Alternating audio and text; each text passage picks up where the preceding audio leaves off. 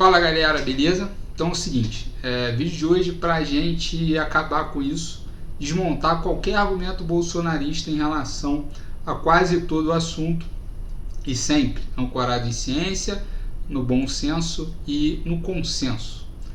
Bruce, eu quero aprender isso, não quero mais cair nessa ideia de ficar trocando ofensas e partido pessoal com a galera bolsonarista e quero poder ser assertivo. Vem comigo, depois da vinheta a gente vai conversar um pouco sobre isso, porque ninguém merece passar por essa catarse emocional o tempo todo, tendo que discutir e explicar o simples. Aguarda a vinheta e vamos!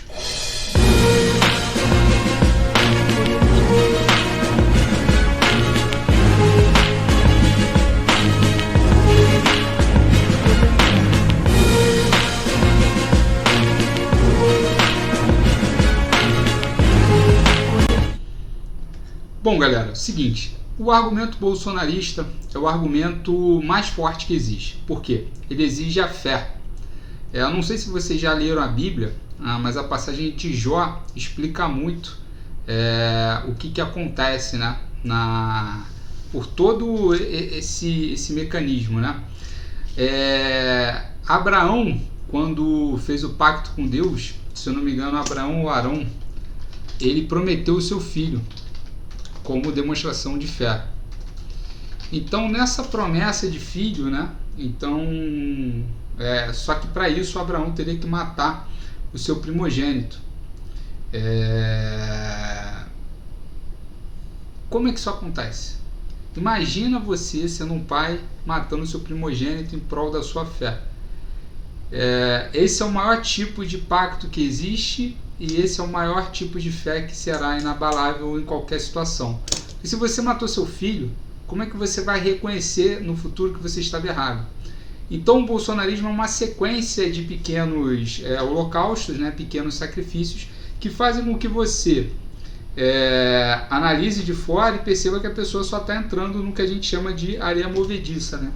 A pessoa entra naquele ciclo e nunca mais sai. Basicamente como funciona qualquer comportamento de massa. Se vocês quiserem uma dica cultural, tem o filme A Onda,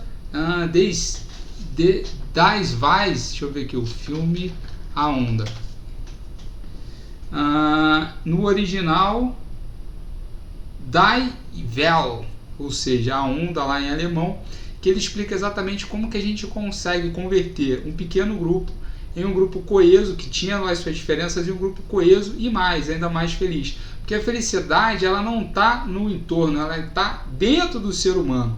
Então, quando você tem muita certeza de tudo, você automaticamente é um ser mais feliz, você dirime suas dúvidas. E a ciência é exatamente o contrário, é rebaixar o homem à sua verdadeira insignificância. Quando a gente analisa, por exemplo, os grandes feitos da humanidade, foi distanciar o homem de qualquer noção de grandeza. Afinal, quando o homem se lançou ao espaço e olhou para a primeira vez aquela pedra orbitando um sol, e cada vez mais longe quando ele foi à Lua e observou aquele ponto reluzente, ele começa a identificar algo que seria a noção da sua insignificância perante ao cosmos, perante ao contínuo espaço-tempo, né? Que é onde a gente vive. A gente vive numa realidade que é simplesmente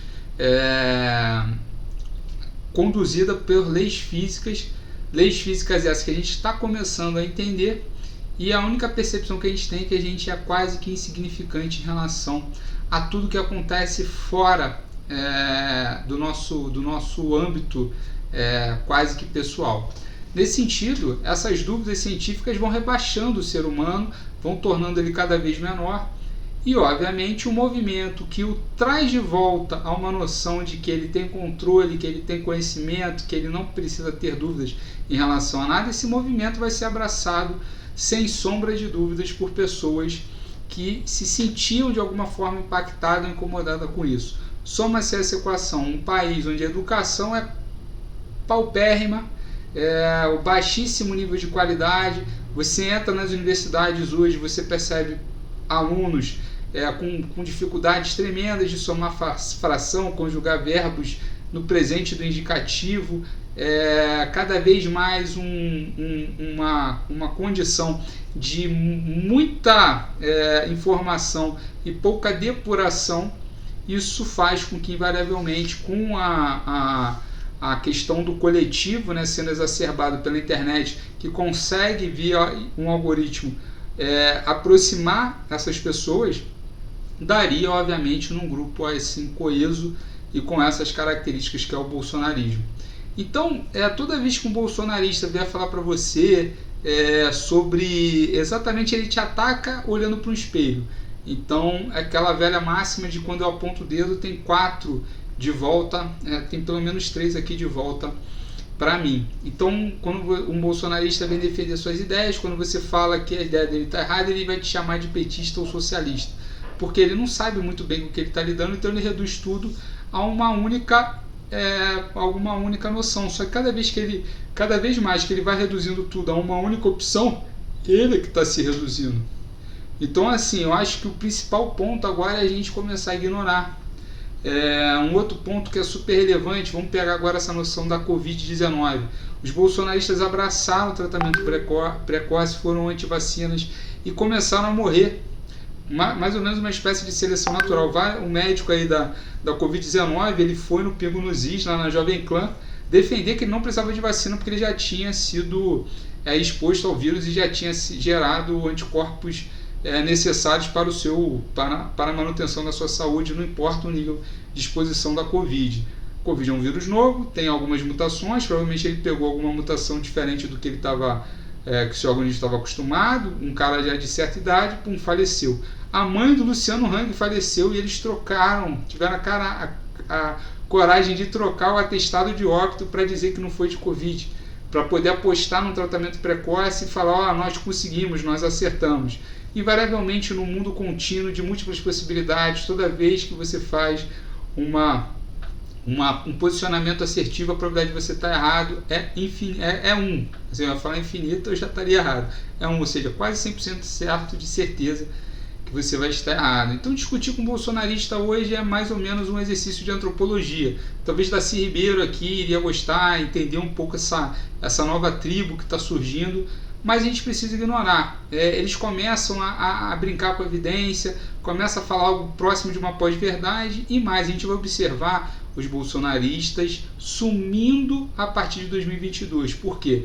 Isso é um grupo que, obviamente, tem algumas lideranças. Essas lideranças, elas não estão ali à toa. Elas estão atrás de recursos, audiência e exposição na mídia. Não à toa a gente consegue enumerar os bolsonaristas que conseguem controlar essas massas, e esses caras vão embora assim que essa bolha estourar. Então eu identifico o bolsonarismo quase como uma bolha financeira, uma bolha econômica, porque uma boa definição de bolha é algo que não tem fundamentação. Então, se eu te prometo retornos acima de 10% por mês, isso não tem fundamentação no mundo das finanças, isso vai estourar de alguma hora para outra. Se eu te prometo que você vai ter razão sempre se você me apoiar, uma hora ou outra isso vai estourar. E o líder, principalmente, já sabe que isso está errado, isso está furado, ele vai ser o primeiro a correr.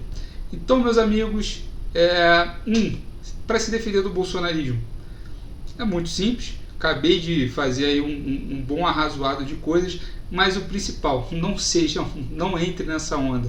Se você está nessa, ainda está em dúvida, saia fora, começa a questionar, seja humilde, se coloque, enumere o que você tem de conhecimento, de currículo, etc. E se pergunte qual foi a vez que você, antes do bolsonarismo, discutiu o papel de vacinas, você discutiu o papel da geopolítica mundial, o papel dos órgãos multilaterais no mundo, o papel que você chama globalismo, o papel da ciência, o papel do aquecimento global, o papel do modelo de desenvolvimento econômico. O que você tem desse conhecimento? Quase nada. Então foque na sua vida, foque na sua família, foque no que você faz de melhor. Esqueça essa porra de bolsonarismo e volte com consciência, sempre pensando em si. Olhe para o seu redor e veja o que você melhorou. Enumere as coisas. Se você acha que está melhor com o Bolsonaro, perfeito, continue assim. Mas se você, obviamente, percebe que a situação nunca esteve tão ruim no Brasil nos últimos 30 ou 40 anos, por favor, acorde e vamos virar essa página. Um abraço.